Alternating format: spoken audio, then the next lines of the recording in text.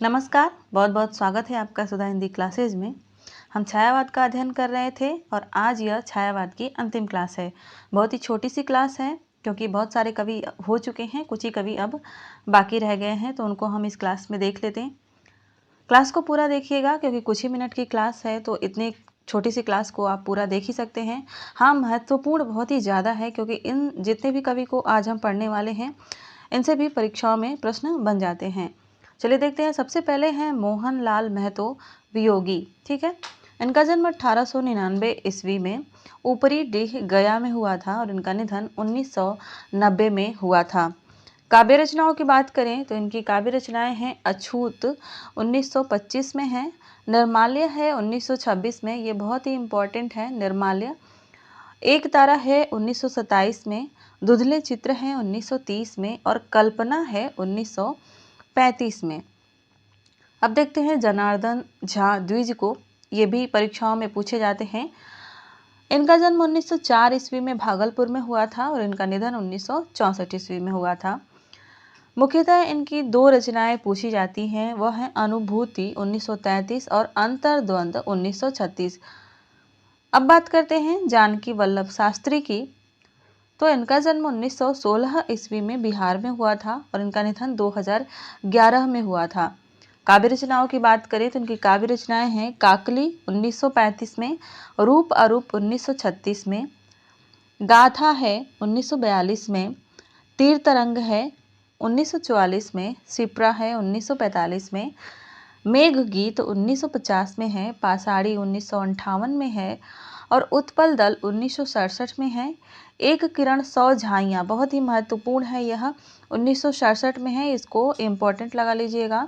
तमसा है 1968 में और राधा जो कि एक महाकाव्य है 1971 में है। आगे बढ़ते हैं, डॉक्टर रामकुमार वर्मा को देखते हैं। इनका जन्म 1905 में हुआ था सागर मध्य प्रदेश में और इनका निधन 1990 में हुआ था।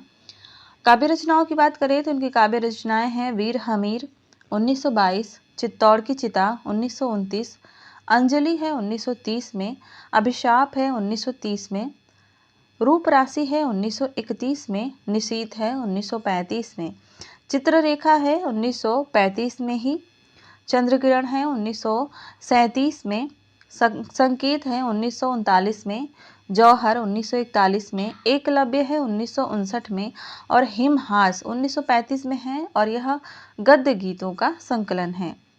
अब बात कर लेते हैं उदय शंकर भट्ट जी की। इनका जन्म 1898 ईस्वी में इटावा में हुआ था और इनका निधन 1996 ईस्वी में हो गया था।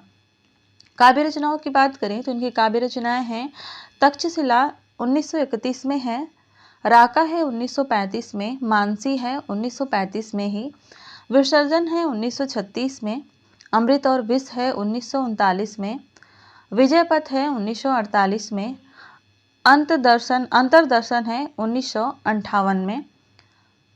बात करते हैं मानसी जो रचना है, इस नाम से एक रचना राम नरेश त्रिपाठी की भी है।